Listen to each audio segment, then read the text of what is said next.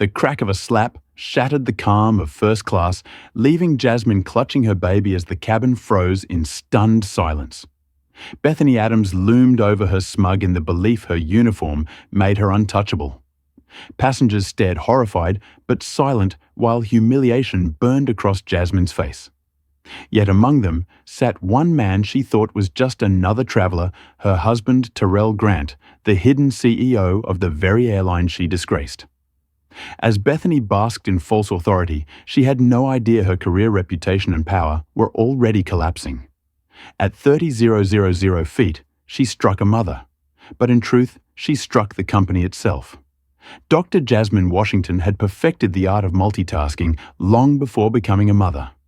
At 34, she was one of the youngest neurosurgeons at Baltimore Memorial Hospital, having overcome countless barriers in a field dominated by white men. Her husband, Terrell Grant, 36, had built Skyline Airways from a regional carrier into the fifth largest airline in the country through sheer determination and business acumen. Their relationship had always been a delicate balance of ambition and support. When they welcomed their daughter Zara 3 months ago, that balance became even more precarious. Both had taken reduced schedules to bond with their newborn, but the demands of their high-profile careers couldn't be ignored forever. "Are you sure about this trip?" Terrell asked as he watched Jasmine pack Zara's diaper bag in their spacious Baltimore penthouse. "Your mom could always come here instead." Jasmine carefully folded tiny onesies into neat squares. "Mom hasn't been feeling well enough to travel. Besides, I can't hide in our apartment forever. Zara and I need to get out into the world." What Jasmine didn't say was that she was anxious about traveling with Zara. Not because of normal new mom worries, but because of experiences that had nothing to do with her baby and everything to do with her skin color. Last year, before her pregnancy, Jasmine had been bumped from a first-class seat despite her confirmed reservation. The gate agent had looked at her natural hair and dark skin and assumed she was in the wrong line. It had taken 20 minutes in a manager to resolve the confusion, by which time boarding was nearly complete, and passengers stared as she finally took her seat. 3 months before that, security had pulled her aside for a random search that seemed anything but random, when she noticed she was the only person of color being checked. And twice flight attendants had questioned her seat assignment in business class, asking to see her boarding pass when they hadn't asked any white passengers the same question. These weren't isolated incidents. They were part of a pattern that Jasmine recognized all too well from a lifetime of similar misunderstandings. Carol understood. As a black man building a business in an industry with little diversity at the executive level, he'd faced his own battles. It's why he'd implemented strict anti-discrimination policies at Skyline, and why he conducted regular mystery passenger evaluations to ensure those policies were being followed. "Actually," Terrell said, zipping up his own overnight bag, "I was thinking I might join you on the flight." Jasmine looked up in surprise. "I thought you had back-to-back meetings all day. I rescheduled. But here's the thing. I want to fly as a regular passenger, not as the CEO. Another one of your undercover boss moments." Jasmine smiled. "You know it's the only way to see how things really operate," Terrell replied. "We'll book separate seats. You won't even know I'm there. So I'll be on my own with Zara. You'll be fine," he assured her, kissing her forehead. "And I'll be watching how our staff treats all our passengers, especially those traveling with infants." What neither of them realized was how important that decision would become. On the day of the flight, Jasmine arrived at Baltimore International Airport 2 hours early, navigating the terminal with Zara strapped to her chest and a diaper bag over her shoulder. Terrell had left separately and would be boarding last to maintain his cover. Skyline's first-class check-in was quick and efficient. The agent cooped at sleeping, Zara offered Jasmine a pre-boarding option and directed her to the premium lounge. So far, so good. In the lounge, Jasmine settled into a quiet corner, grateful for the peaceful environment to nurse Sarah before the flight. She was just finishing when she noticed an older white woman staring at her with undisguised disapproval. "Excuse me," the woman said loudly. "Isn't there a family room for that sort of thing?" Jasmine adjusted her nursing cover. "I'm quite comfortable here, thank you." "Well, others might not be." The woman huffed, looking around for support but finding none from the other lounge occupants. Jasmine had encountered this before: the assumption that she didn't belong in premium spaces, the notion that her presence was somehow disruptive.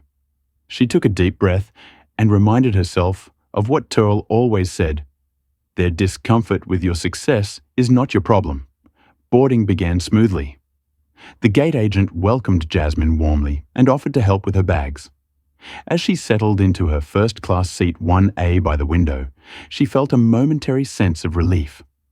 Zara was still sleeping peacefully, and they had the row to themselves so far. That peace was short-lived. As other first-class passengers boarded, Jasmine noticed the subtle double-takes, the quick glances at her, and then at their boarding passes, as if confirming they were indeed in the right cabin with her. She was used to it, this silent questioning of her presence in spaces of privilege. A middle-aged white businessman took the aisle seat in her row, nodding curtly without making eye contact.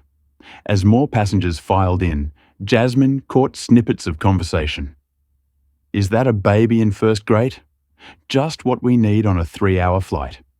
Jasmine pretended not to hear, focusing instead on Zara, who was beginning to stir. She knew from experience that confronting such comments only made things worse, casting her as the angry black woman, a stereotype she'd spent her entire professional career avoiding. Tur boarded last as planned. From her window seat, Jasmine spotted him walking down the jetway, dressed in casual clothes rather than his usual tailored suit. He caught her eye briefly, but gave no sign of recognition as he made his way to his seat several rows behind her. The flight attendants began their pre-departure service. A young white male attendant offered the businessman next to Jasmine a choice of water or orange juice. When he turned to Jasmine, his friendly demeanor remained intact, offering her the same options. Then Bethany Adams appeared. The senior flight attendant, with her perfectly coiffed blonde hair and crisp uniform, approached to hang the businessman's jacket. When she turned to Jasmine, her smile tightened almost imperceptibly. "Madam, you'll need to stow that bag completely under the seat," she said, pointing to the diaper bag that was mostly but not entirely tucked away. "Of course," Jasmine replied, adjusting it further. "And you'll need to hold the infant securely during takeoff and landing." Bethany continued her tone, suggesting Jasmine might not know how to hold her own child. "Yes, I'm aware," Jasmine said evenly.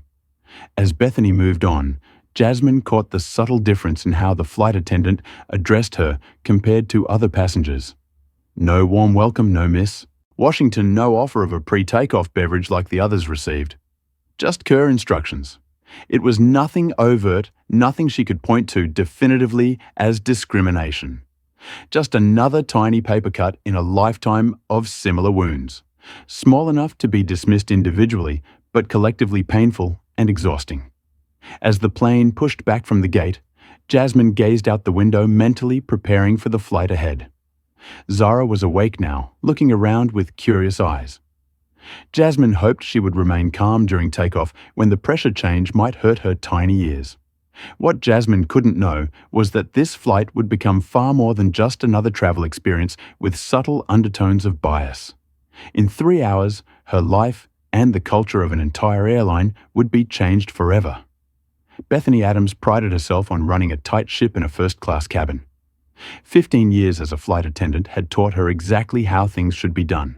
Today, however, she was already irritated before the flight even took off. The crew scheduling department had changed her planned Paris route to this domestic flight at the last minute due to another attendant's illness. Instead of shopping along the Champs-Élysées tomorrow, she'd be back in her small apartment in Baltimore.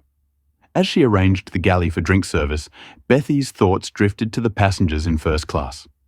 She'd already made mental notes about them. The silver-haired businessman in 1C who'd flirted with her during boarding. A probable good tipper, the elderly couple who seemed pleasant but might need extra attention, and the young black woman with the baby in 1A.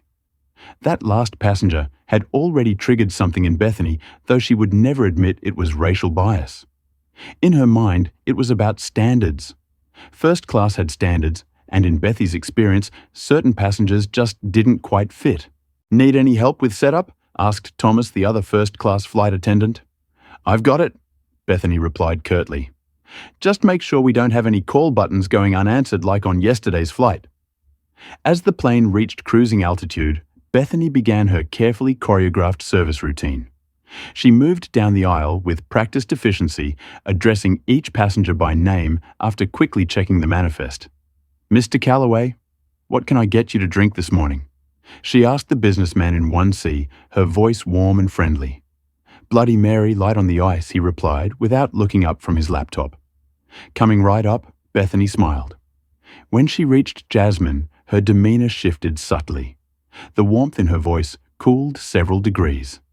"Drink," she asked simply without using Jasmine's name, despite it being right there on her tablet. "Apple juice, please," Jasmine replied, "and if possible, some warm water for the baby bottle." Bethany nodded stiffly. "I'll bring the juice. We'll see about the warm water once I've finished serving everyone." As Bethany moved to the next row, Jasmine noticed how the flight attendant's smile returned instantly for the white couple across the aisle. How she addressed them by name and engaged in friendly small talk about their destination. This wasn't new to Jasmine. As the only black female neurosurgeon in her department, she'd grown accustomed to these subtle differences in treatment. The nurses who responded immediately to other doctors' requests, but made her wait. The patients who questioned her credentials despite that Dr. Washington embroidered on her white coat.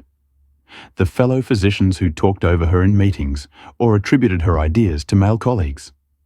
15 minutes later, all the other passengers had received their drinks, but Jasmine was still waiting for her apple juice and warm water. Zara was getting fussy, squirming in her mother's arms. "Excuse me?" Jasmine called softly as Bethany passed by. The flight attendant paused, her expression tightening. "Yes, I'm still waiting for my drink and the warm water for the baby bottle. I've been quite busy," Bethany replied. "I'll get to it when I can." From his seat several rows back, Terrell Grant observed the interaction with growing concern. As both an airline CEO and a black man in America, he had developed a keen eye for the subtle manifestations of bias. What he was witnessing wasn't the service excellence Skyline Airways promised. It was the kind of treatment he had specifically implemented policies to prevent. He made a note on his phone, careful to maintain his cover. This was exactly why he conducted these anonymous observations. Reports and training could only reveal so much. Seeing the reality firsthand was different. As the flight progressed, Zara began to fuss more persistently. The cabin pressure was bothering her ears, and Jasmine needed that warm water to prepare a bottle. She tried again to catch Bethy's attention, but the flight attendant seemed to have developed a sudden case of selective vision. "I can help," came a voice from across the aisle. An older black woman named Carla Jenkins leaned over. "I raised 4 children myself." "It's those little ears, isn't it?" Jasmine nodded gratefully. "Yes, and I can't get a warm bottle ready for her here," Carla said, pressing her call button. "Let's see if the other attendant responds." Thomas appeared promptly. "How can I help you, ma'am?" "This mother needs some warm water for her baby's bottle," Carla explained. "Of course," Thomas replied, glancing at Jasmine. "I'll bring that right away."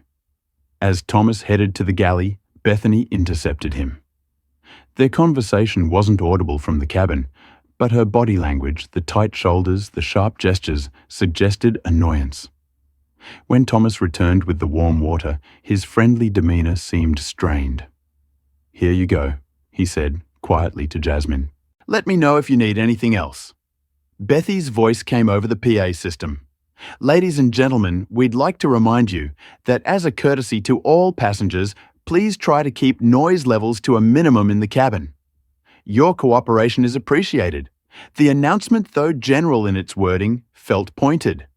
Several passengers glanced toward Jasmine and Zara, who wasn't crying loudly, but making the occasional discontented noise as Jasmine prepared her bottle. "Don't you worry about that," Carla said firmly, loud enough for nearby passengers to hear. "Babies are passengers too, and they have every right to make noise." Jasmine gave her a grateful smile. Allies were rare in these situations, and she appreciated not having to fight this battle alone. As Zara settled with her bottle, Jasmine's mind drifted to a similar incident during her medical residency. She had been the only black resident in a group presentation, and the senior physician had repeatedly interrupted her while letting all her white colleagues speak unimpeded. Afterward, when she'd raised the issue privately, he dismissed her concerns, saying she was being too sensitive and looking for problems. It was the same gaslighting she'd experienced countless times. The suggestion that the discrimination was all in her head, that she was the problem for noticing it, not the person perpetrating it. From his vantage point, Terrell continued observing. He saw Bethany's solicitous attention to other passengers contrasted with her cold efficiency toward Jasmine. He noticed how she chatted with the white couple about their vacation plans while barely making eye contact with the black mother trying to soothe the baby. Most concerning was the whispered conversation he overheard when Bethany passed his rouse speaking to another flight attendant. "These people always expect special treatment," she muttered, not realizing the CEO of the airline was within earshot. "First class isn't designed for babies anyway." The other attendant looked uncomfortable, but didn't challenge the comment.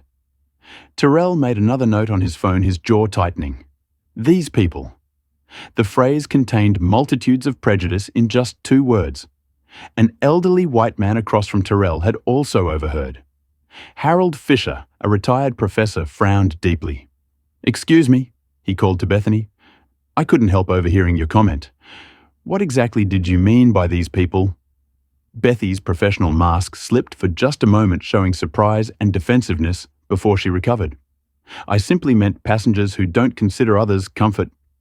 "Sir, would you like another drink?" "No, thank you," Harold replied, not letting her deflect, "because it sounded to me like you were referring to that young mother trying her best with an infant. And if that's the case, I find it highly inappropriate." Other passengers were now listening to the exchange. Bethy's face flushed red.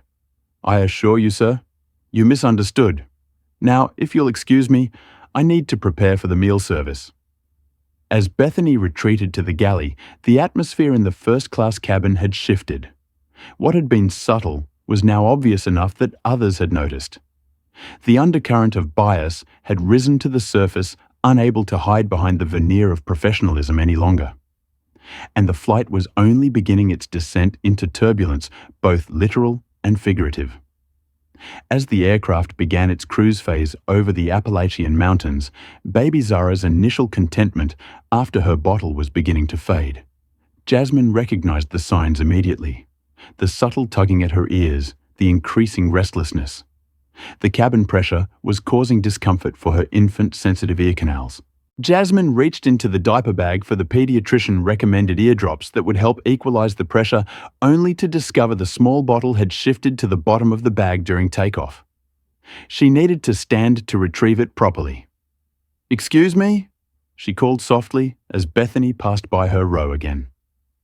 "I need to access my bag in the overhead compartment for my baby's medicine." Bethany barely paused. "You'll have to wait. I'm serving drinks to the other passengers first." Jasmine glanced around the cabin. The drink service had been completed 15 minutes ago. Now Bethany was simply chatting with a group of businessmen 3 rows back, laughing at their jokes and refilling their glasses with attentive care. In his seat, Terrell continued taking notes on his phone, his concern growing with each interaction he witnessed. He'd implemented comprehensive Antibius training for all Skyline employees, with special emphasis on customer F-facing staff. Clearly something wasn't working, or at least it wasn't working with Bethany Adams. He thought back to his own journey building Skyline Airways. 10 years ago, when he'd approached investors with his business plan for a new airline focused on exceptional customer service at competitive prices. The rejections had often come with thinly veiled racial undertones. "Not sure the market will respond to your vision," one potential investor had said, emphasizing the word in a way that made it clear he meant something else entirely. "Perhaps you'd be better suited to a different industry," another had suggested. Airlines require a certain profile in leadership. Terrell had eventually secured funding, but only after bringing on a white partner as the public face of the company during the initial investment phase.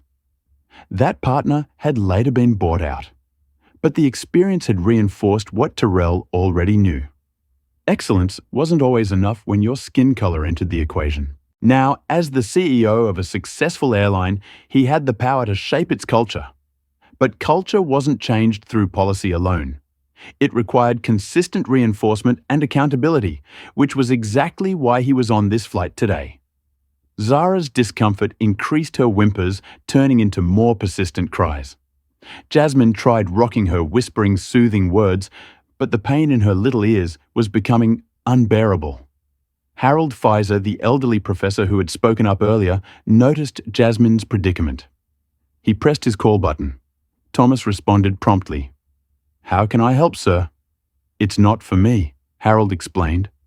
"This young mother has been trying to get assistance for quite some time. Her baby needs medicine from the overhead compartment." Thomas looked genuinely concerned. "I'm so sorry, ma'am. Let me help you with that right away." As he moved to assist Jasmine, Bethany suddenly appeared, inserting herself between Thomas and Jasmine's row. "I'll handle this, Thomas," she said firmly. "You need to finish the inventory in the galley." Thomas hesitated, glancing between Bethany and Jasmine. "The inventory can wait. This passenger needs—" "I said I'll handle it." Bethany repeated her tone, leaving no room for discussion. Thomas reluctantly retreated, throwing an apologetic look toward Jasmine. Bethany turned to Jasmine, her professional smile not reaching her eyes. "What do you need from the overhead bin?" "Eardrops for my daughter," Jasmine explained. "They're in the side pocket of my diaper bag. I'll get them for you," Bethany said. "You shouldn't be standing during flight anyway." The comment might have seemed helpful if not for the condescending tone, as if Jasmine, a medical doctor, wouldn't know basic flight safety. As Bethany retrieved the diaper bag, she made a show of holding it away from her pristine uniform, as though it might be contaminated. She placed it on the empty seat next to Jasmine without a word. "Thank you," Jasmine said quickly, finding the eardrops and administering them to Zara. "And could we possibly get some more warm water? It helps to have a drink during the pressure changes." "We're beginning our descent soon. The galley is already secured," Bethany replied, despite the fact that she had just been serving drinks to other passengers. From his seat, Terrell could see Jasmine's shoulders tense, could read the familiar signs of his wife reaching the end of her remarkable patience.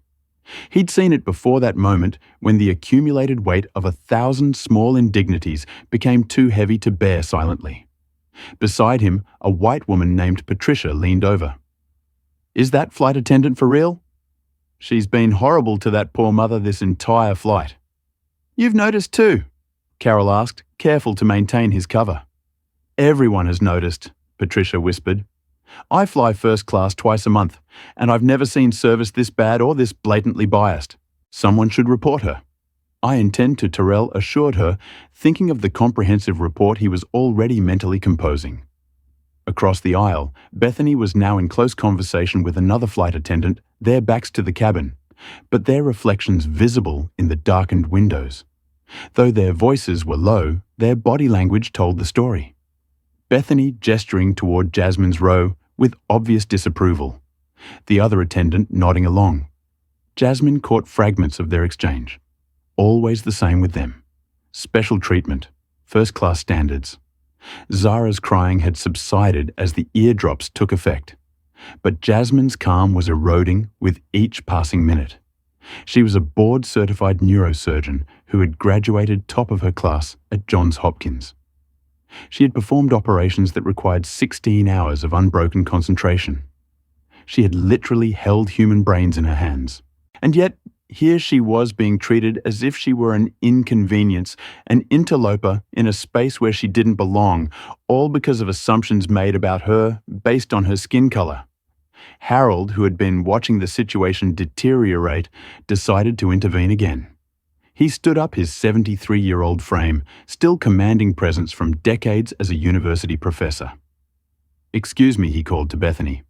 "I believe every passenger on this aircraft is entitled to respectful service. What I'm witnessing suggests otherwise." Bethany turned her expression a mask of professional concern. "Sir, please return to your seat. We're experiencing some turbulence." The plane was flying perfectly smoothly, a fact not lost on anyone in the cabin. "The only turbulence I'm experiencing," Harold replied firmly, "is the disturbance caused by watching a paying passenger being treated differently than everyone else." Several other passengers murmured in agreement. The tension in the cabin had become palpable. Bethy's face flushed. "Sir, I must insist you return to your seat, or I'll have to report this as an interference with flight crew duties." "Go ahead," Harold challenged. "I'd be happy to provide a statement about what I've witnessed on this flight." Jasmine, who had been focused on Zara, looked up at the commotion. "Please," she said to Harold. "It's all right. Don't trouble yourself." "It's no trouble," Harold assured her. "I've spent my life studying civil rights history. If I've learned anything, it's that silence in the face of discrimination makes one complicit." The confrontation was drawing attention from throughout the first-class cabin. Passengers were turning in their seats, some recording with their phones. Turl remained silent, watching everything unfold, knowing that his intervention now would change the dynamic completely. Bethany, realizing she was becoming the center of unwanted attention, adopted a placating tone. "I assure you, sir, everyone on this flight receives the same level of service. Now we're beginning our initial descent. Please return to your seat and fasten your seatbelt." As if on cue, the captain's voice came over the PA system announcing their descent into Charlotte. Bethany used the announcement as an opportunity to retreat to the galley, but the damage was done. The undercurrent of tension had broken the surface visible now to everyone.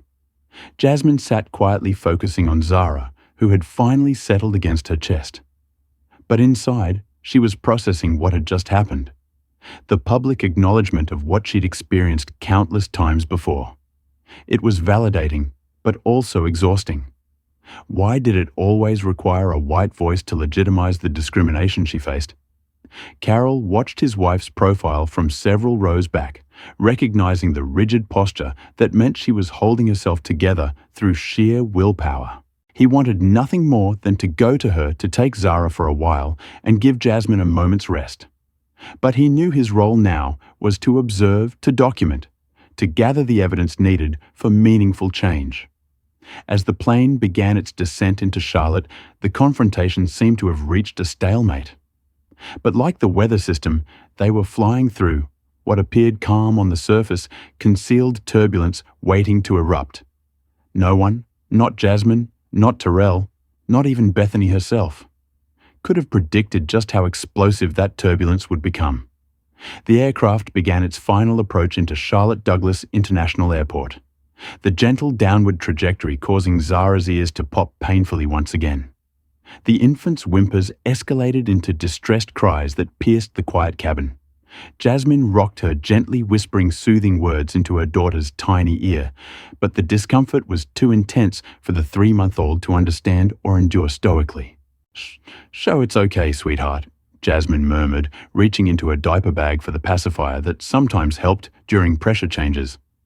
As she searched, she remembered it was in the side pocket of her carry-on in the overhead bin. The same bag Bethany had reluctantly retrieved earlier, but had promptly returned to the overhead compartment.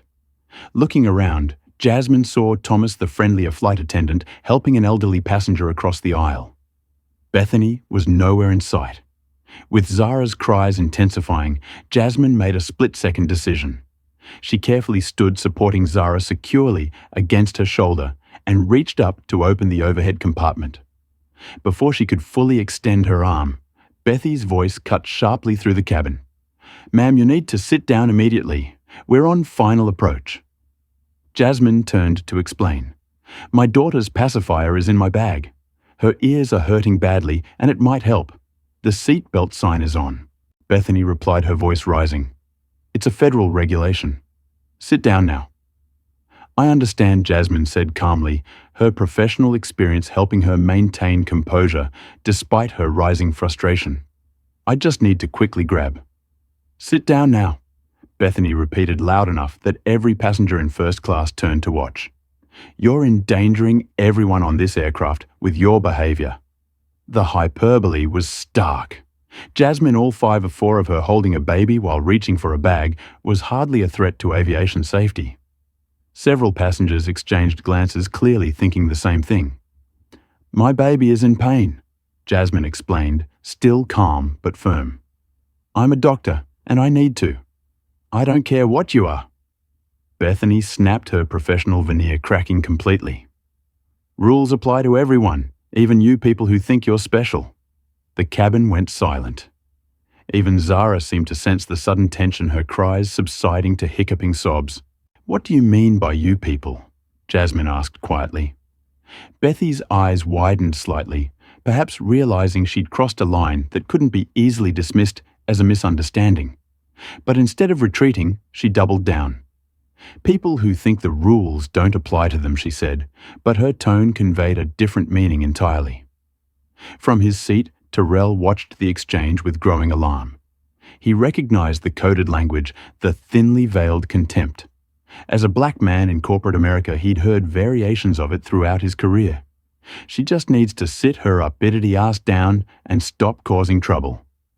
Bethany muttered to Thomas as she brushed past him just loud enough for nearby passengers to hear. That was it, the slur that crossed from implicit to explicit bias. Jasmine froze, the word hitting her like a physical blow. "What did you just say?" she asked, her voice now carrying a steel edge that her surgical residents would have recognized as a warning sign. Bethany turned back, seemingly surprised that Jasmine had hurt her. For a moment, something like shame flickered across her face. But rather than apologize, she chose aggression. "I said, sit down and follow the rules like everyone else," she said, loudly stepping closer to Jasmine. "Give me that bag." Without waiting for permission, Bethany grabbed the diaper bag from Jasmine's shoulder, yanking it with enough force that Jasmine had to step back to maintain her balance while holding Zara. "Don't touch my things," Jasmine said firmly, the doctor's authoritative tone emerging. "And lower your voice. You're scaring my baby. Don't tell me how to do my job." Bethany retorted, her face now inches from Jasmine's. "I've been flying since before you could afford a coach ticket, let alone first class." The implication was clear. Bethany couldn't conceive that Jasmine belonged in first class through her own achievements. Jasmine took a deep breath. "I'm going to sit down now as you've asked, but I want your name and employee number. This interaction is completely inappropriate." Something in Bethany snapped. Perhaps it was being challenged by someone she'd already decided was beneath her. Perhaps it was the realization that other passengers were watching, many clearly sympathetic to Jasmine. Or perhaps it was simply the culmination of biases that had been nurtured over years. Whatever the trigger, what happened next shocked everyone in the cabin. Bethy's hand moved in a swift arc, connecting with Jasmine's cheek with a crack that seemed to echo in the suddenly silent cabin. The slap was hard enough to leave an immediate red mark on Jasmine's skin. Zara, startled by the sudden movement, and noise erupted into terrified wails. Jasmine stood perfectly still, one hand cradling her crying daughter, the other rising slowly to her stinging cheek, her expression a mixture of shock and disbelief. For 3 heartbeats, no one moved. Then the cabin erupted. "Did you see that she hit her? Oh my God." Passengers were half rising from their seats, phones recording voices overlapping in a cacophony of outrage. Harold, the elderly professor, was on his feet instantly. "That's assault. I saw it clearly." Thomas rushed forward, his face pale with shock. "Bethany, what are you doing? Go to the back now." Bethany herself seemed stunned by her own action. Her hands still raised, her eyes wide with the realization of what she'd done.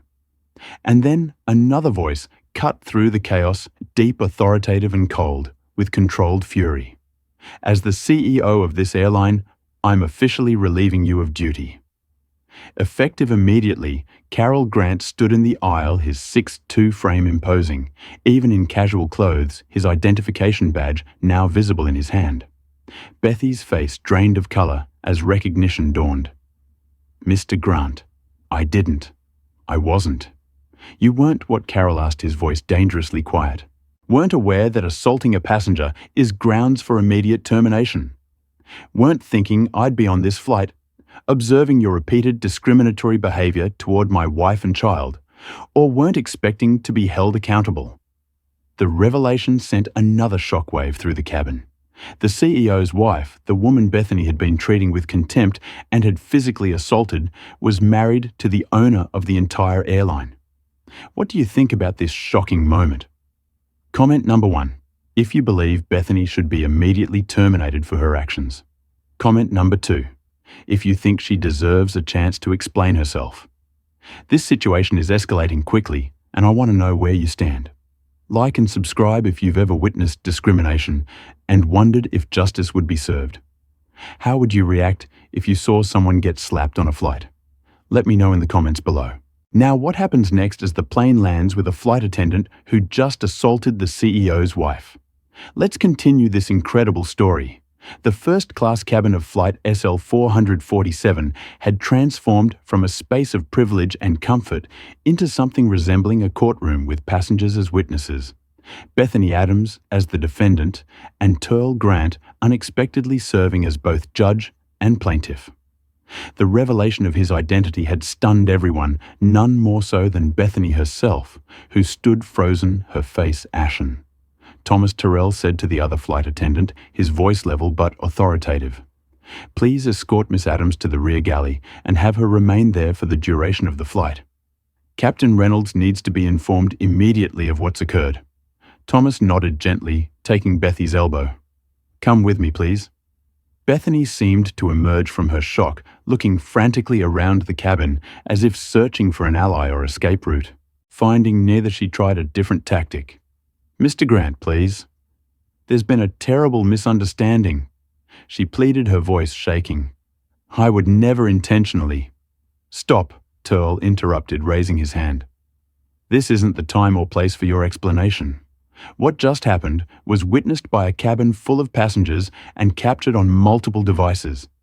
There is no misunderstanding about you striking my wife while she was holding our infant daughter." The words hung in the air, their weight undeniable. Several passengers nodded in agreement, phones still recording. "But sir, she was." "I said stop." Terrell repeated, his calm demeanor belied by the cold fury in his eyes. "Every second you remain in this cabin is making this situation worse for yourself and for this airline.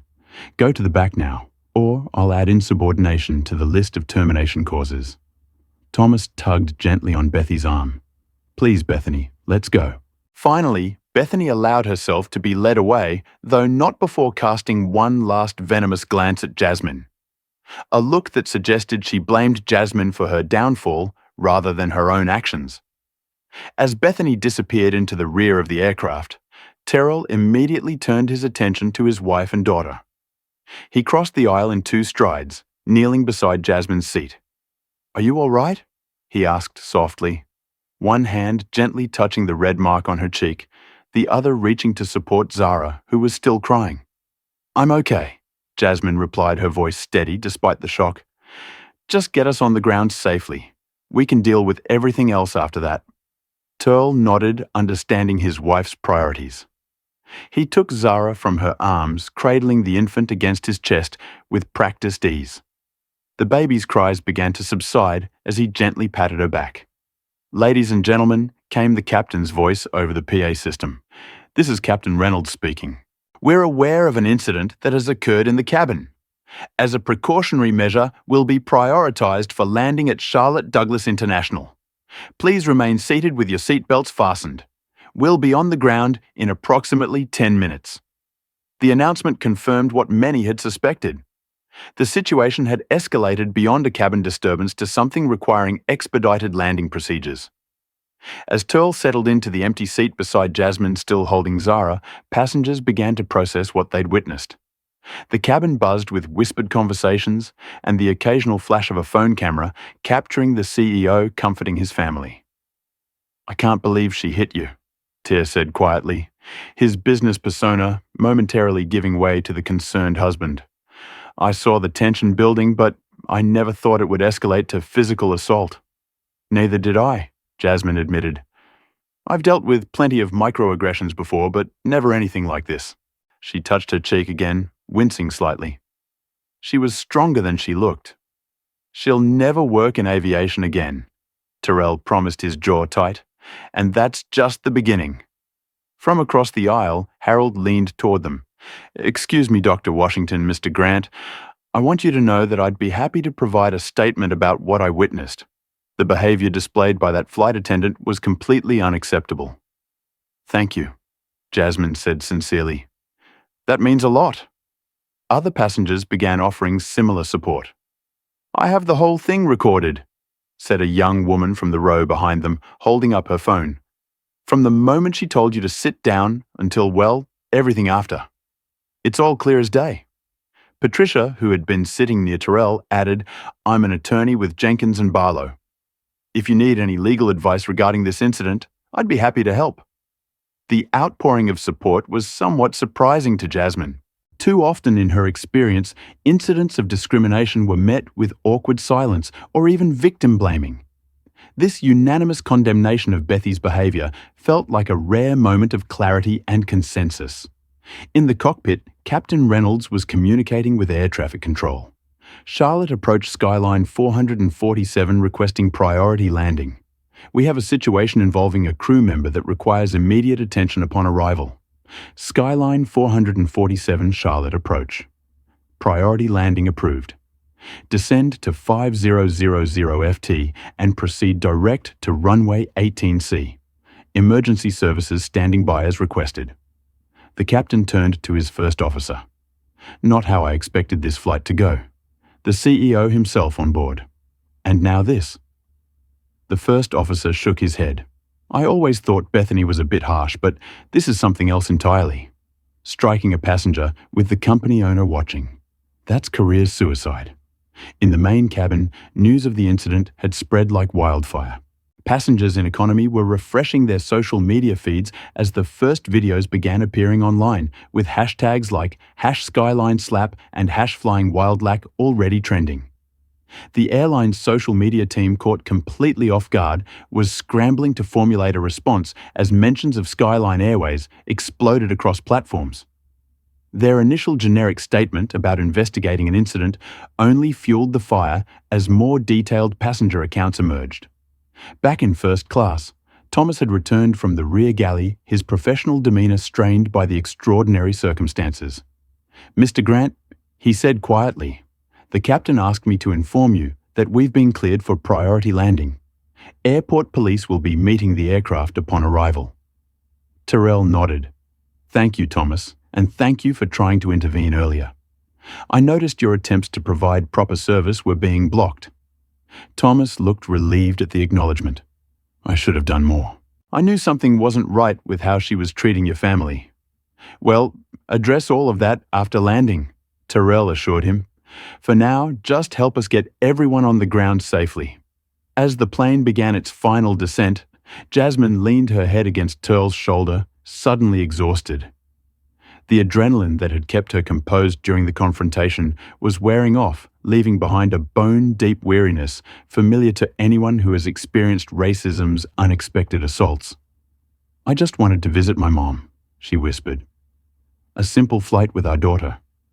Why does it always have to be so complicated?" Carol had no answer that could erase the reality they both lived with.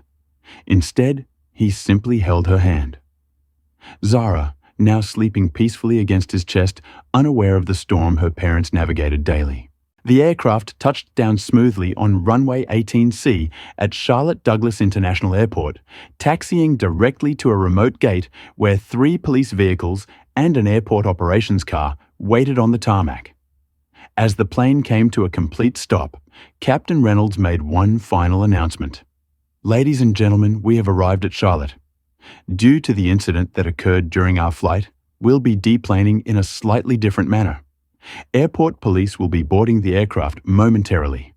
We ask that you remain seated until further instructions are provided. On behalf of the crew, most of the crew, we apologize for any distress caused by today's events." The cabin door opened and 2 uniformed officers boarded, followed by the airport's operations manager. They conferred briefly with Thomas at the front galley before making their way to the rear of the aircraft, where Bethany was being kept isolated. Tare stood still holding Zara. "I need to address this situation." "Will you be okay for a few minutes?" Jasmine nodded. "Go do what you need to do." As Terrell moved toward the rear to speak with the authorities, passengers began pulling out their phones again. Some already posting updates to social media, others calling friends and family to share the dramatic story. "You won't believe what happened on my flight. It's all over Twitter already. The flight attendant actually slapped her." The CEO was on board incognito. Talk about being in the wrong place at the wrong time. Outside, the aircraft news crews were already gathering, alerted by the social media firestorm and the police presence at the gate.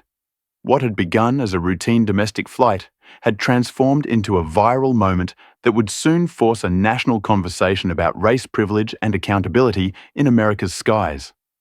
And for Jasmine Terrell and baby Zara, their journey had only just begun. The jetway connected to the aircraft with a subtle thump, but no passengers were allowed to deplane yet. Inside the cabin, 2 Charlotte Mecklenburg police officers stood in the galley with Bethany Adams, who had transformed from the confident, authoritative flight attendant of 3 hours ago into a tearful, stammering figure of regret. "I didn't mean to hit her," Bethany insisted, her makeup streaked with tears. "It was a reflex. She was being combative, and I felt threatened." Officer James Wilson maintained a neutral expression as he took notes. "Ma'am, we've already received preliminary statements from multiple passengers that contradict that account. You're not under arrest at this time, but I need to advise you that anything you say can be used in later proceedings." In the main cabin, a representative from Skyline's corporate office had boarded and was addressing the passengers. "Ladies and gentlemen, on behalf of Skyline Airways, I want to sincerely apologize for the incident that occurred on this flight. We're taking this matter extremely seriously. As you deplane, officers will be available in the jet bridge for anyone wishing to provide a statement. Additionally, customer service representatives are waiting in the terminal to assist with any connection issues this delay may have caused." Meanwhile, Terrell was in the cockpit on the phone with Skyline's general counsel. "Sandra, this is going viral as we speak. We need a statement drafted immediately that makes our zero-tolerance policy absolutely clear. Yes, I witnessed the entire incident personally. No, there are no grey areas here. She struck a passenger who happens to be my wife while she was holding our infant daughter. I understand the legal implications, but our response needs to be unequivocal." As he ended the call, Captain Reynolds turned to him. "Sir, I want you to know that the entire flight crew is horrified by what happened. Bethy's actions don't represent who we are as a company." I know that Jim Terrell replied using the captain's first name. They had known each other for years. But this incident reveals serious gaps in how our policies are being implemented. One employee's actions can undo years of work building an inclusive culture. In first class, Jasmine sat quietly with Zara, who had finally fallen asleep after the ordeal. Carla Jenkins, the older black woman who had supported her earlier, stopped by her seat before deplaning. "You handled yourself with such dignity, dear," Carla said softly. "Too much dignity, perhaps. In my day, we had to swallow these indignities silently. But you young folks shouldn't have to. Not anymore." Jasmine gave her a tired smile. "Thank you for speaking up when you did. It meant a lot not to be alone in that moment." "We're never alone," Carla replied, patting Jasmine's hand, "even when it feels that way." As passengers began to deplane, the atmosphere was unlike the usual hurried exit. People moved slowly, many stopping to express support to Jasmine or to share their contact information in case she needed witnesses. Later, others were already on their phones telling friends and family about the dramatic flight. When Terrell returned from the cockpit, he found Harold Fisher still waiting nearby. "Mr. Grant?" Harold said earnestly, "I've spent my career teaching civil rights history at Vanderbilt. What happened today is a textbook example of how bias escalates when left unchecked. I hope your company uses this as a watershed moment." "That's exactly what we intend to do," Professor Terrell assured him. "Would you be willing to share your observations with our training department? Your perspective would be valuable." "I'd be honored," Harold replied, handing Terrell his card. "Too often these incidents get buried under corporate damage control. This is an opportunity for real change." Outside on the tarmac, the situation was growing more complicated. News vans from local Charlotte had already positioned themselves as close to the gate as airport security would allow. Reporters were interviewing deplaning passengers who eagerly shared details of the mid-air confrontation. "We've received reports of a racially motivated assault on board a Skyline Airways flight," one reporter was saying into a camera. Sources tell us the flight attendant involved has been detained by police, and in a dramatic twist, the CEO of the airline witnessed the entire incident. Inside the terminal, Skyline's public relations team was in full crisis mode. The company's social media mentions had exploded with the hashtag #flying, while black trending nationally. Early videos of the confrontation captured from multiple angles by passengers were already being shared widely, each one collecting thousands of views by the minute. "We need the CEO to make a statement as soon as possible," insisted Miranda Chen, Skyline's Director of Public Relations, speaking urgently into her phone as she strode through the terminal toward the gate.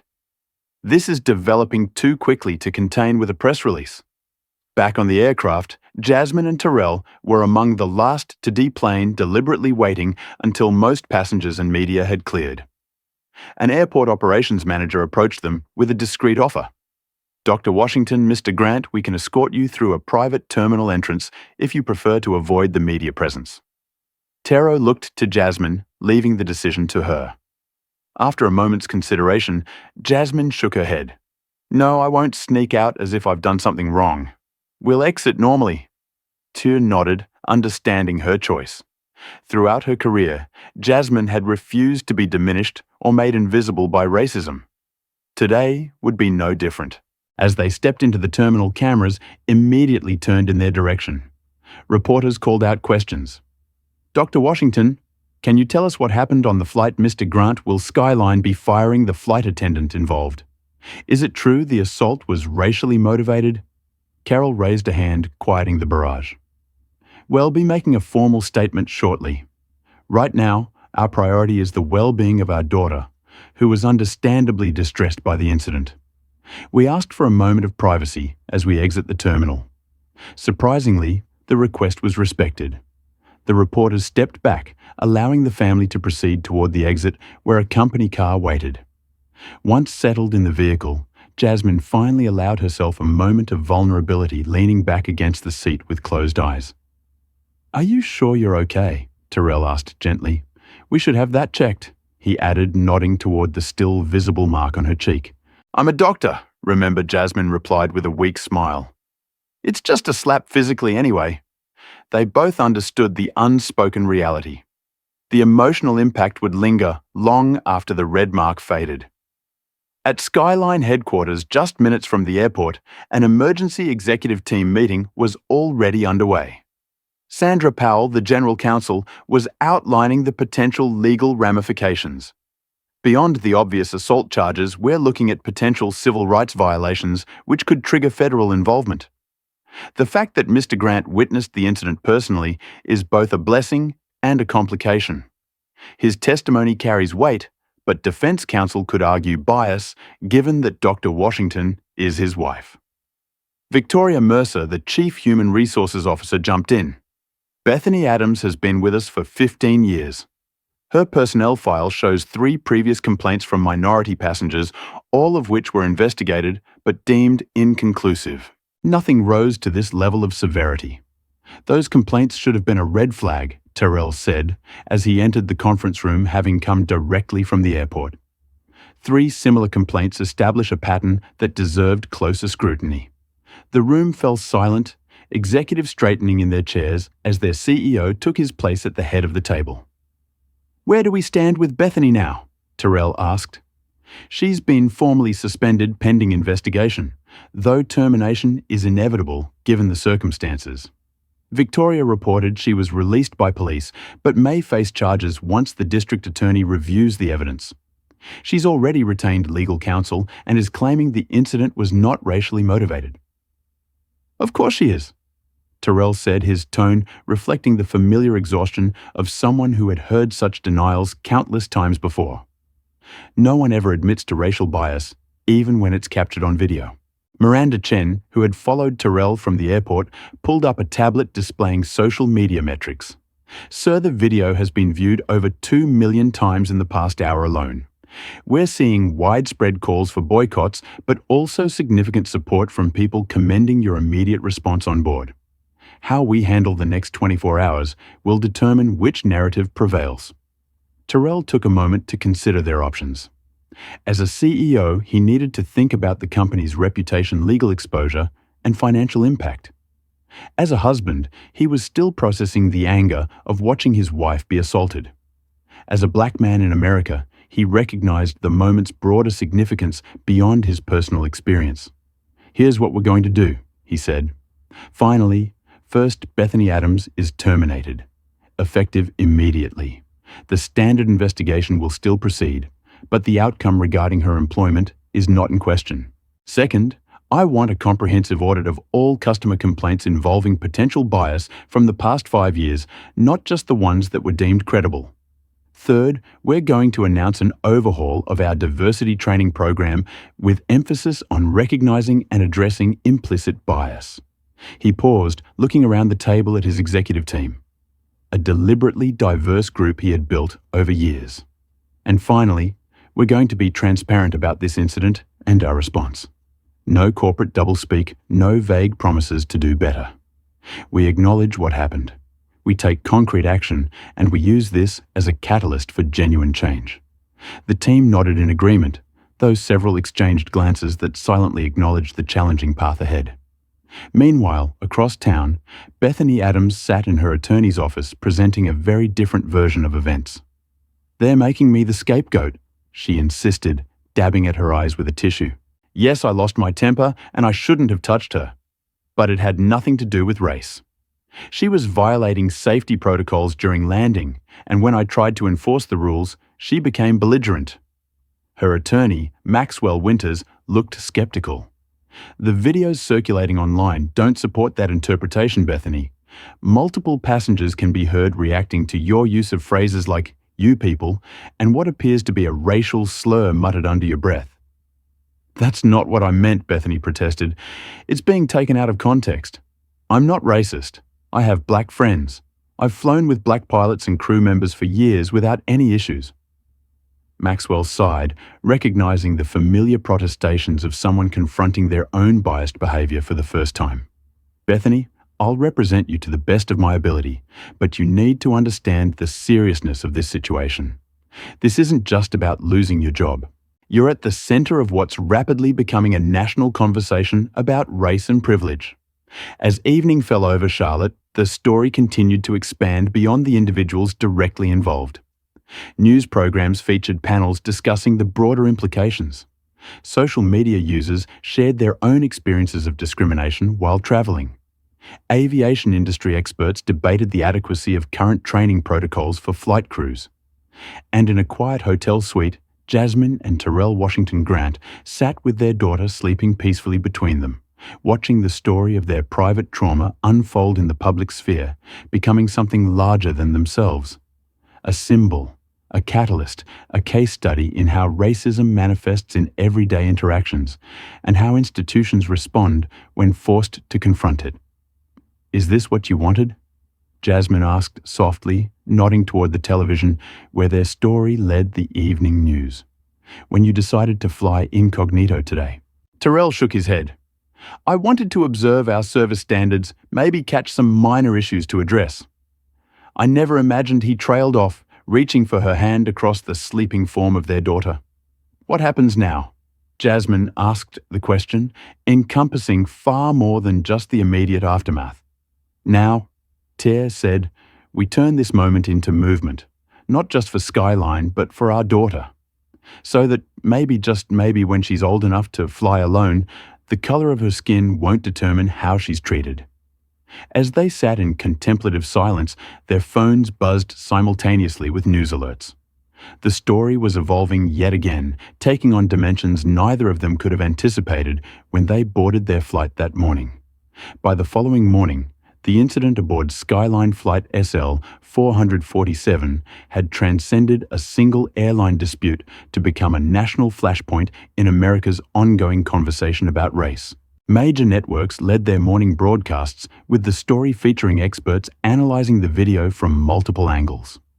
"What makes this case particularly significant," said Dr. Elaine Carter, a sociologist specializing in race relations during a cable news interview, "is that it captures the progression from microaggressions to overt racism to physical violence, all in a setting where power dynamics are clearly established.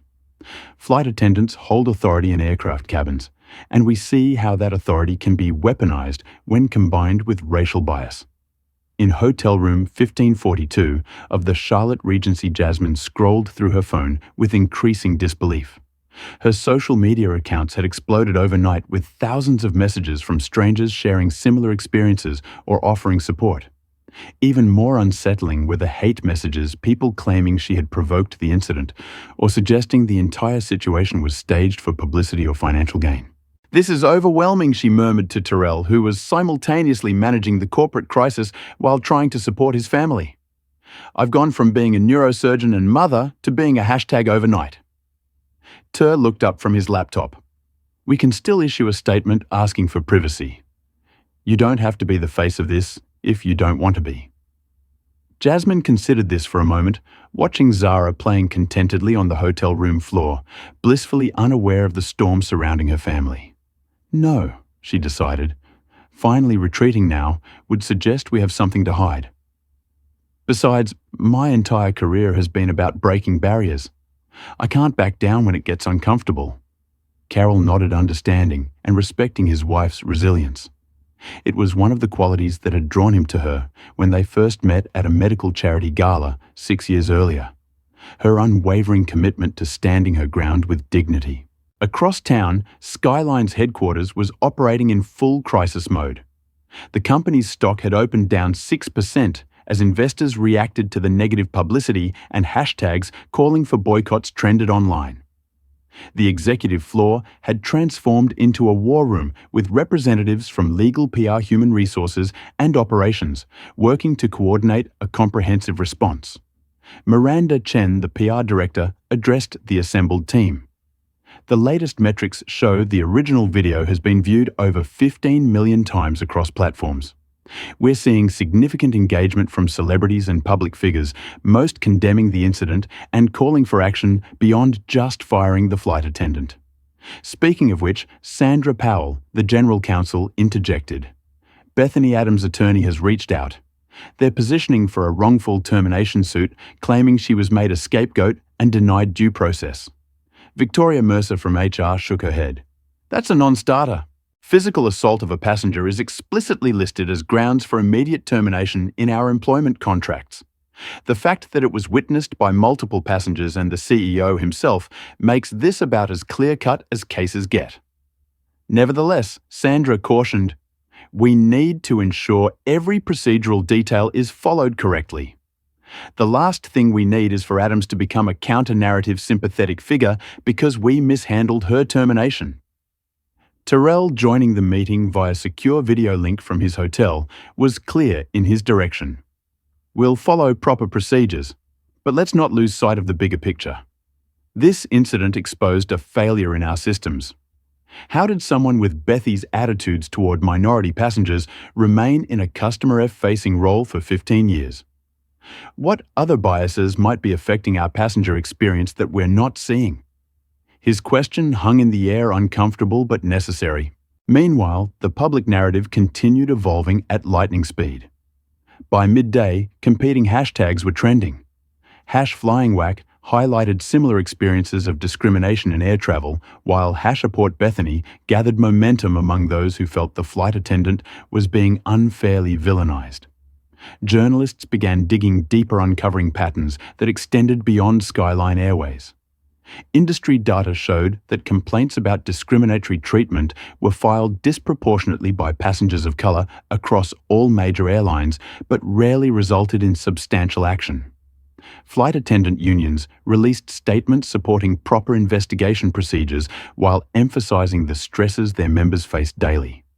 Corporate responses from other airlines carefully acknowledged the seriousness of the incident without directly criticizing a competitor, many using the opportunity to reaffirm their own commitment to inclusive service.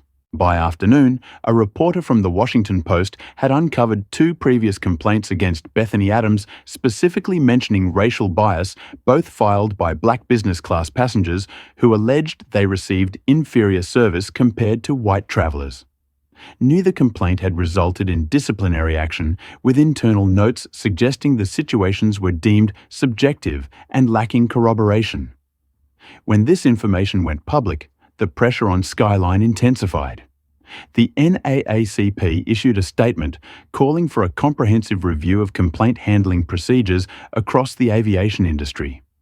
Congressional representatives from the Aviation Oversight Committee announced plans for hearings on discrimination in air travel. For Jasmine, the expanding scope of the conversation brought mixed emotions.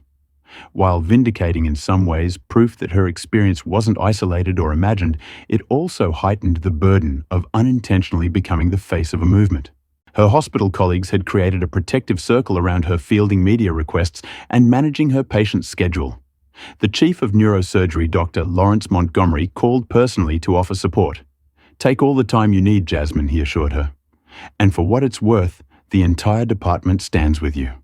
What happened was inexcusable. Jasmine appreciated the support, but detected something in his tone. Perhaps relief that the discrimination had happened elsewhere, not within the hospital walls. She wondered if he recognized the similar though less dramatic indignities she'd faced in medicine. The patients who requested the real doctor when she entered their rooms. The nurses who verified her orders more frequently than those of her white colleagues. The subtle exclusion from informal mentorship networks that advanced careers. By late afternoon, Jasmine and Terrell had agreed to a single interview with a respected national news program to address the situation directly. As they prepared in their hotel suite, Jasmine's phone rang, her mother calling from Atlanta. "Baby, are you really okay?" Her mother's voice carried the weight of a generation that had endured far worse discrimination with far less recourse. "I'm watching all this unfold and I'm worried about you being thrust into this spotlight. I'm handling it, Mom," Jasmine assured her, though the strain in her voice betrayed her exhaustion. "We need to see this through." "I know that tone," her mother replied. "It's the same one you used when you told me you were applying to medical school after those advisors said you should consider nursing instead. Just remember to protect your peace through all this. The world will take everything you're willing to give and still ask for more." After ending the call, Jasmine stood at the hotel window, looking out over the Charlotte skyline as evening approached. The cityscape was beautiful lights beginning to twinkle against the darkening blue sky. Yet she couldn't help but reflect on how differently she experienced this same country compared to many of those living and working in the buildings before her. Turl joined her at the window, placing a gentle hand on her shoulder. "The car will be here in an hour for the interview. Are you sure you're up for this?" Jasmine nodded. "Yes, but I've been thinking this can't just be about one flight attendant on one airline. If we're going to do this interview, I want to address the systemic issues. This isn't about creating a villain in Bethany Adams. It's about acknowledging the environment that allows the Bethany Adamses of the world to flourish." Terrell considered this understanding the delicate balance he faced as both CEO and husband. From a corporate perspective, that broadens the conversation in ways that could be challenging for Skyline. But as your husband, and as a black man in America, I agree completely. Their thoughtful moment was interrupted by Ter's phone. It was Sandra Powell, the General Counsel, with unexpected news. "Carol, we've just received information that significantly complicates the situation. Our team has been reviewing past customer complaints as you directed, and we've discovered something concerning. A first-class passenger filed a detailed complaint about Bethany Adams 3 months ago, alleging explicitly racist behavior. The complaint was reviewed by our customer relations department and deemed resolved after Bethany provided a contradicting statement. The passenger was offered frequent flyer miles as compensation, but no disciplinary action was taken." "Why am I just hearing about this now?" Terrell asked, his voice tightening. The system worked as designed. The complaint was handled at the departmental level without escalation to executive management. But here's where it gets problematic. The passenger specifically requested that the incident be reported to diversity compliance officers, which should have triggered an automatic flag to HR for bias investigation. That flag never happened. Terrell's expression darkened. "So we had a system failure." "Yes," Sandra confirmed, "and it appears this wasn't an isolated incident.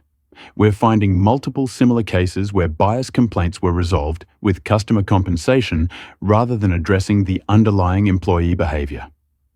As Turl ended the call, Jasmine could read the additional weight that had settled on his shoulders. "What is it?" she asked. "Evidence that what happened to you was preventable," he replied grimly. "The systems I thought we had in place to prevent exactly this kind of incident, they've been circumvented or ignored." The revelation added another dimension to their already complex situation. For Terrell, it meant acknowledging that his company, the airline he had built with the explicit goal of creating an inclusive corporate culture, had failed not just in a single moment with a single employee, but systematically over time. For Jasmine, it confirmed what she had always suspected, that her experience was not an anomaly, but part of a pattern, one that continued partly because those with the power to change it could ignore it until it affected them personally. As the car arrived to take them to the television studio, they both understood that the interview ahead would shape not just public perception of the incident, but potentially the future of how discrimination in customer service environments was addressed across industries. What had begun as a routine flight had evolved into something neither of them had sought, but both were now committed to addressing a pivotal moment in America's ongoing struggle to reconcile its ideals with its realities. 3 weeks after the incident, Jasmine and Terrell's spacious Baltimore penthouse still didn't quite feel like home.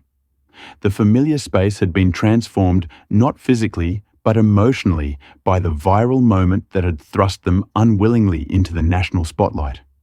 Jasmine sat in the nursery, gently rocking Zara to sleep. The baby had been more irritable since the flight, startling easily at loud noises and clinging desperately to her mother. The pediatrician had assured them this was likely temporary, a normal reaction to the traumatic experience, but the knowledge did little to ease Jasmine's guilt. She couldn't help feeling that her decision to confront Bethy's behavior had somehow harmed her daughter. "She's finally asleep," Jasmine whispered as Terrell appeared in the doorway. She carefully placed Zara in her crib, both parents watching their daughter's peaceful breathing for a moment before quietly exiting the room. In their living room, evidence of their new reality was everywhere.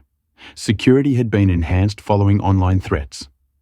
Their personal phone numbers have been changed after being leaked by anonymous users claiming to support Bethany. Stacks of mail, some supportive, some hateful, had been screened and sorted by the personal assistant they'd reluctantly hired to manage the deluge.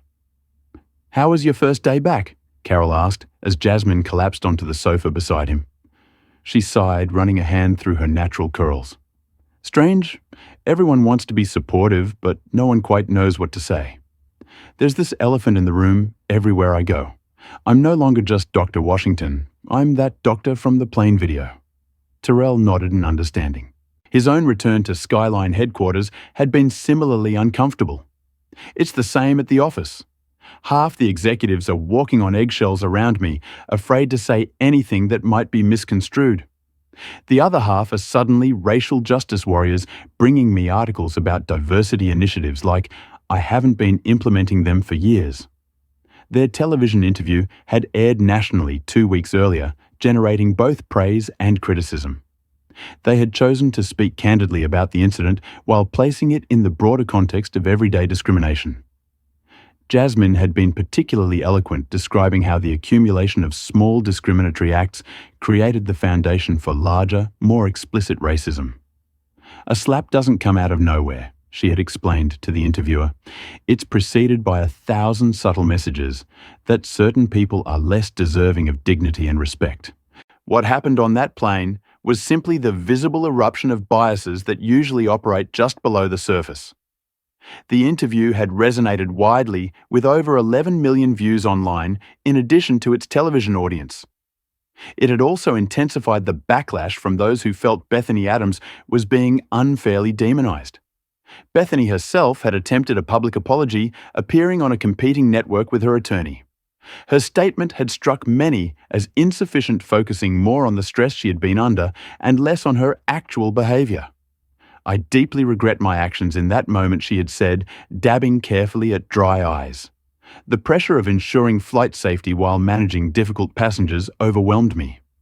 But I want to be absolutely clear that race played no role in my reaction." The assertion had struck Jasmine and Terrell as absurd given the documented pattern of behavior, but they had chosen not to respond directly, focusing instead on systemic changes. At Baltimore Memorial Hospital, Jasmine's colleagues had rallied around her in ways that were both touching and occasionally uncomfortable. The chief of surgery had publicly commended her professionalism and offered her additional resources, while the hospital board issued a statement supporting her. But there were also awkward attempts at solidarity, white colleagues suddenly sharing their own brush with discrimination stories that often missed the point entirely, or the uncomfortable silences that fell when she entered break rooms. Dr. Rita Patel, one of the few other women of color in the neurosurgery department, had pulled Jasmine aside after a challenging procedure. "I've been watching how you're handling all this," Rita said quietly as they scrubbed out. "It's admirable, but I need to ask, are you really okay?" Jasmine had paused the automatic. "I'm fine," dying on her lips. "No," she admitted, finally. "I'm not okay. I'm angry. I'm exhausted. And I'm tired of being the spokesperson for an experience most of our colleagues will never understand." Rita had nodded. "That's why I created a support group for doctors of color after my own incident last year." She was referring to a patient who had refused her care despite her expertise demanding a real American doctor. The hospital had supported her right to continue as the patient's physician, but the emotional toll had been significant. "We meet monthly," Rita continued. "No white tears, no explaining our experiences, just support from people who get it. You should join us." The invitation had been a lifeline Jasmine hadn't realized she needed. Meanwhile, at Skyline Airways, Terrell was facing his own challenges. The comprehensive audit he had ordered revealed disturbing patterns. Bias complaints were systematically downplayed, with only 3% ever resulting in employee disciplinary action. The Customer Relations Department had developed unofficial shortcuts for resolving such complaints with token compensation while protecting staff from consequences. "It's not just about Bethany Adams," Terrell told his executive team during a tense meeting. "It's about a culture that made her behavior possible. Every person who reviewed a complaint about her and chose passenger compensation over accountability shares responsibility for what happened to my wife." The room had fallen silent, several executives shifting uncomfortably in their seats. "I understand the impulse to protect employees," Terrell continued. "But who was protecting our passengers? Who was ensuring that every person who boards our aircraft receives equal dignity regardless of their skin color or background?" The question had prompted the resignation of Skyline's VP of Customer Relations, who acknowledged significant failures of oversight in his department. 3 other managers directly involved in mishandling previous complaints were placed on administrative leave pending review. The incident had prompted changes beyond personnel. Terrell had immediately implemented new bias complaint protocols, establishing a direct escalation path that bypassed departmental filtering. Mandatory Antibius training was expanded from a one-time orientation session to quarterly refreshers with practical scenarios. Most significantly, he had established a passenger advocacy board with independent oversight, including several civil rights attorneys and diversity experts. These changes had been met with mixed reactions within the company. Many employees, particularly people of color, expressed relief and renewed commitment to the airline. Others grumbled about overcorrection and walking on eggshells. "You're risking employee morale," cautioned one board member during an emergency meeting. "The frontline staff feel like they're all being punished for one person's actions." This isn't punishment, Terrell had countered firmly. It's correction of a systemic failure. And frankly, if acknowledging bias and treating all passengers with equal respect damages someone's morale, perhaps Skyline isn't the right place for them. Now, sitting in their living room after their respective first days back at work, Jasmine and Terrell were processing these parallel journeys. "The hospital wants me to speak at their diversity symposium next month," Jasmine said, massaging her temples. "They think my unique perspective as both a physician and a victim of discrimination would be valuable." Ter raised an eyebrow.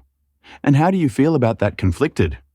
On one hand, it's an opportunity to shape institutional policy.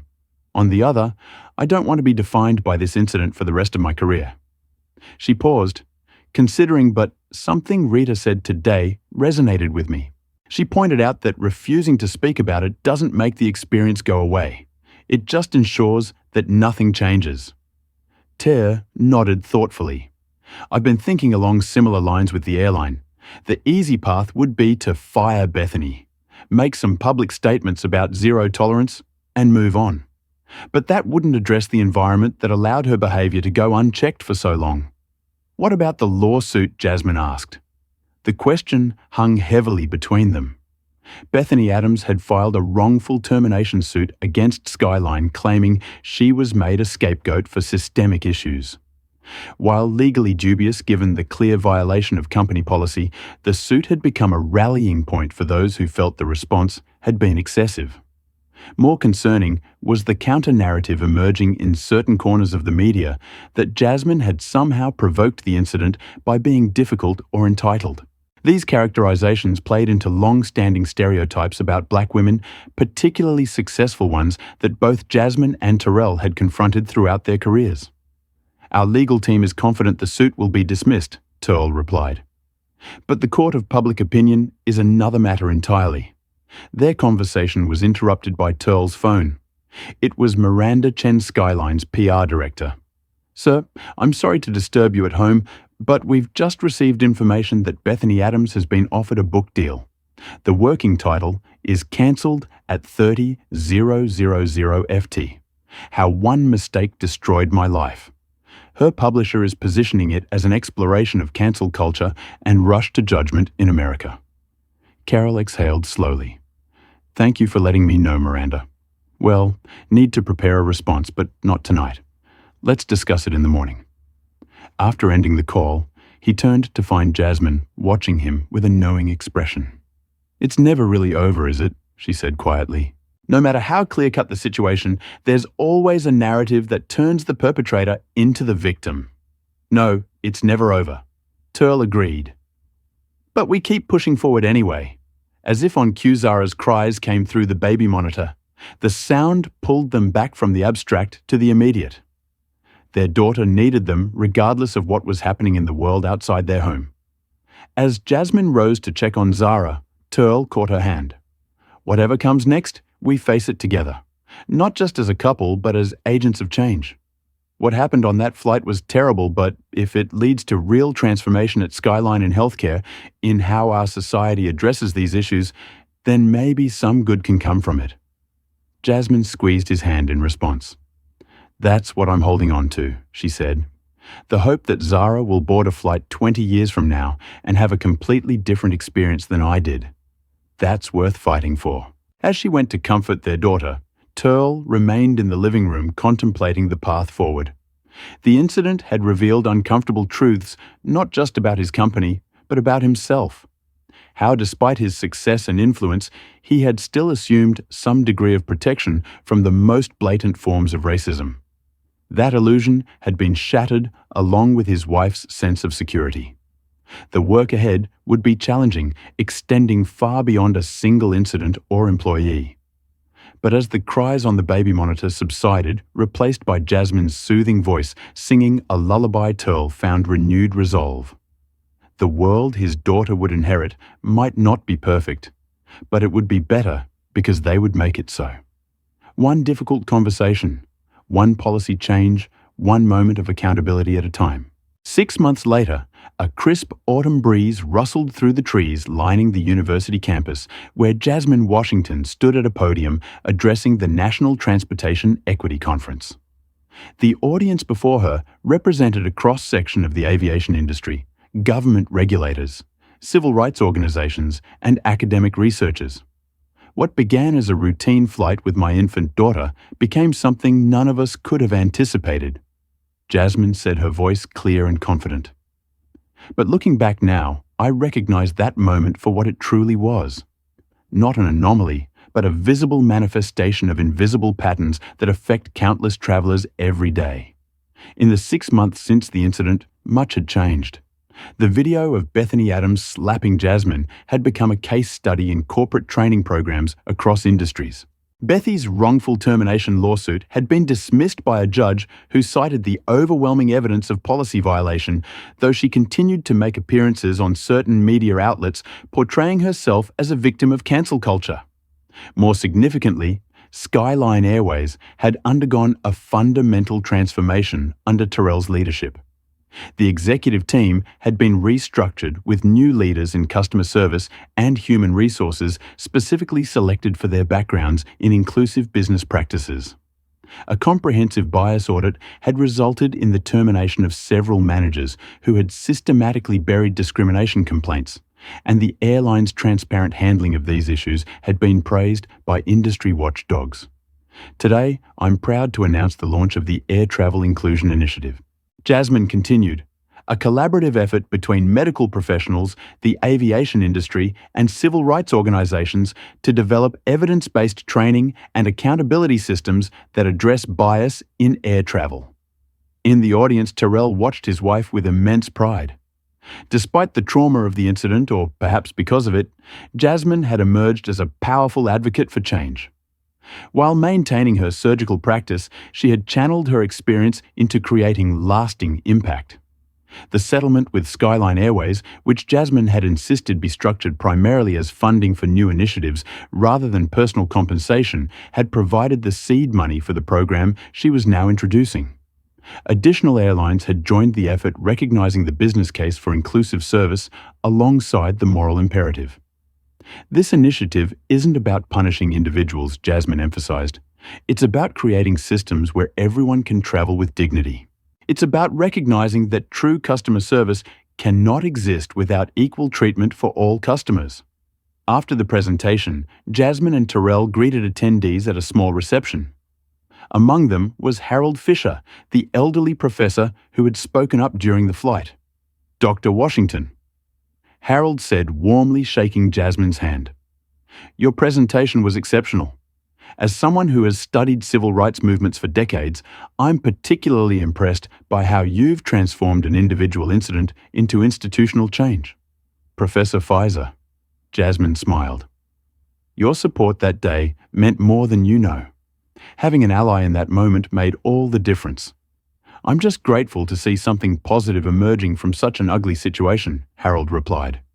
Too often, these incidents flare up in the media and then fade away without creating lasting change. That's exactly what we're working to prevent, Terrell added, joining the conversation. And I'm pleased to share that Professor Fisher has been instrumental in developing the historical context section of our new training materials. Their conversation was interrupted by a young flight attendant who approached somewhat hesitantly. Dr. Washington, Mr. Grant, I'm Shanice Davis from United Airways. I just wanted to thank you both. Your advocacy has already changed things for crew members like me. Last month, I reported a colleague for making discriminatory comments about passengers, and instead of being told to let it go, like in the past, management took immediate action. That wouldn't have happened 6 months ago. These moments of impact had become increasingly common in their lives. Strangers approaching to share how the publicity around the incident had created space for their own experiences to be acknowledged and addressed. Later that evening, Jasmine and Terrell celebrated Zara's first birthday with a small gathering at their home. The milestone felt particularly significant given the journey of the past 6 months. Hard to believe it's been a year since she was born, Jasmine remarked as they watched Zara toddle unsteadily around the living room, delighting their guests with her determined exploration. And 6 months since everything changed, Terrell added quietly. The incident had indeed changed them both individually and as a couple. Jasmine had developed a new advocacy voice alongside her medical career, speaking with authority on the healthcare implications of discrimination-related stress. Terrell had evolved as a leader, moving beyond policy to create genuine cultural transformation within his company. Their marriage had been tested by the public scrutiny and private trauma, but ultimately strengthened. They had learned to navigate new challenges together. The occasional hateful message that still found its way to them, the speaking requests that would have once seemed foreign to their professional identities, the delicate balance of maintaining privacy while serving as reluctant symbols. Among their birthday guests was Carla Jenkins, the passenger who had supported Jasmine during the flight. She had become something of a grandmother figure to Zara and a valued friend to the couple. "You know what strikes me watching you two?" Carla observed as they sat on the patio after most guests had departed. "You've managed to turn poison into medicine. That's not easy to do. We've had help." Jasmine acknowledged, smiling at both Carla and Turl. And motivation, she nodded toward Zara, who was now sleeping peacefully in her father's arms. The week following Zara's birthday brought another significant milestone. For the first time since the incident, the family would be flying together, this time on a Skyline Airways flight to visit Jasmine's mother in Atlanta. As they boarded the aircraft, there were no viral videos, no confrontations, no slaps, just the ordinary process of finding their seats and settling in for the journey. The lead flight attendant, a black woman named Tasha Reynolds, welcomed them warmly, treating them with the same professional courtesy extended to all passengers. "It feels strange," Jasmine admitted quietly to Turl once they were seated. "Being back on a plane but not having to brace for potential conflict." "This is how it always should have been," Turl replied. "This is what we've been working toward, not special treatment, just equal dignity." The flight proceeded without incident. When Zara became fussy during takeoff, Tasha promptly brought warm water for her bottle without being asked. The small gesture, simple human kindness that should have been unremarkable, brought tears to Jasmine's eyes, a visceral reminder of how different their previous experience had been. 2 weeks later, Jasmine stood at another podium, this time as the keynote speaker at a transportation equity conference hosted by the Department of Transportation. The audience included airline executives, civil rights leaders, and government officials with the power to implement industry-wide changes. 6 months ago, I was slapped by a flight attendant while holding my infant daughter. Jasmine began immediately capturing the room's attention with her directness. Today, I'm not here to revisit that moment, but to talk about what comes next. How do we transform isolated incidents into lasting change? How do we ensure that equality in transportation isn't just a slogan, but a lived reality for every traveler? As she spoke, Tero watched from the front row, Zara now peacefully sleeping in his arms. Beside him sat representatives from 5 major airlines who had joined Skyline's inclusion initiative, committing resources to industry-wide reform. The real measure of progress won't be policies or press releases, Jasmine continued. It will be the experiences of ordinary travelers who board planes without having to armor themselves against bias. It will be the child who grows up never knowing what it means to be treated as less than because of their appearance. That future is possible, but only if we acknowledge the reality of the present and commit to the difficult work of change. The applause that followed her speech was thunderous, but more meaningful were the conversations that continued long after the formal presentation ended. Industry leaders approaching with specific questions about implementation, regulators discussing accountability measures, advocates sharing strategies for sustaining momentum.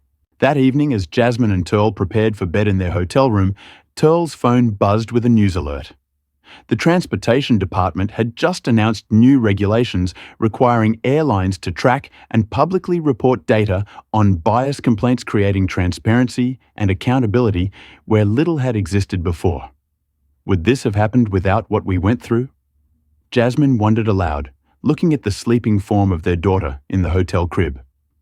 Maybe eventually, Tero replied, but not as quickly, and maybe not as comprehensively. Sometimes it takes a shock to the system to create real change. Jasmine nodded thoughtfully. I never wanted to be the face of this issue, but if our experience helps create a world where Zara doesn't have to face the same battles we did, then perhaps it was worth it.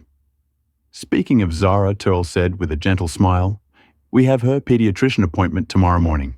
Should we fly home or drive? The question hung in the air for just a moment before Jasmine answered, let's fly. It's time to reclaim that experience fully, to board a plane without fear or anxiety, just as a family on a journey together. As they drifted to sleep, both were aware that their journey was far from over. The work of transformation, whether personal, corporate, or societal, was never truly complete. There would be setbacks, resistance, and new challenges ahead. But something fundamental had shifted, not just in airline policies or public discourse, but in themselves. They had discovered a resilience and purpose that transcended their individual success. They had learned to transform pain into progress, not just for themselves, but for countless others who would never know their names. And as the first light of dawn filtered through the hotel curtains, illuminating Zara's peaceful face, they found renewed determination to continue the work. They had begun creating a world where no parent would have to explain to their child why the color of their skin determined how they were treated, whether at 30000F or on the ground below. What do you think about how Jasmine and Terrell transformed their painful experience into meaningful change? Have you ever witnessed discrimination and spoken up like Harold did, or stayed silent? Comment below with your thoughts on how we can all contribute to creating more inclusive spaces. If this story resonated with you, please hit the like button and subscribe to hear more powerful narratives about overcoming adversity. Share this video with someone who needs to understand the impact of everyday discrimination and how we can all be part of the solution. Thank you for listening, and remember, change begins with awareness but succeeds through action. This story powerfully illustrates how racism persists in everyday interactions, often hidden beneath a veneer of professionalism until it erupts into overt discrimination. Jasmine's experience reveals how microaggressions accumulate, creating a foundation for more explicit bias. The incident demonstrates that even successful Black professionals aren't immune to racial prejudice, regardless of their status or achievements. We also see how institutions often prioritize protecting employees over addressing discrimination, allowing harmful behaviors to continue unchecked. Bethy's previous complaints being buried shows how systems fail when accountability is absent. The narrative highlights the importance of allies like Harold and Carla, who validate experiences of racism by speaking up rather than remaining silent witnesses. Their actions remind us that confronting discrimination isn't solely the responsibility of those experiencing it. Perhaps most importantly, the story shows how transformative change requires more than just removing bad actors like Bethany. Real progress demands examining underlying systems, implementing transparent accountability measures, and creating cultures where equality isn't just policy, but practice. Through Jasmine and Terrell's journey, we learned that while individual incidents of racism can cause profound trauma, they can also become catalysts for meaningful change when addressed with courage, resilience, and a commitment to systemic transformation. Have you ever witnessed discrimination and remained silent, or found the courage to speak up like Harold did? I'd love to hear your experiences in the comments below. What small actions do you think we can all take in our daily lives to create more inclusive spaces for everyone? If this story touched you, please hit that like button to help others find it too. The more people who understand these experiences, the closer we get to meaningful change. Subscribe to our channel for more powerful stories that illuminate important social issues and celebrate resilience in the face of adversity. Consider sharing this video with someone who might benefit from seeing how discrimination affects real people, or with friends and family who want to be better allies but aren't sure how to start. Sometimes the most powerful conversations begin with a shared story. Thank you for taking the time to listen and reflect on Jasmine and Terrell's journey. Your engagement with these difficult topics matters more than you know. Remember that while systemic change takes time, each of us has the power to make a difference through our daily choices and actions. Together, we can create a world where stories like this become relics of the past rather than reflections of our present.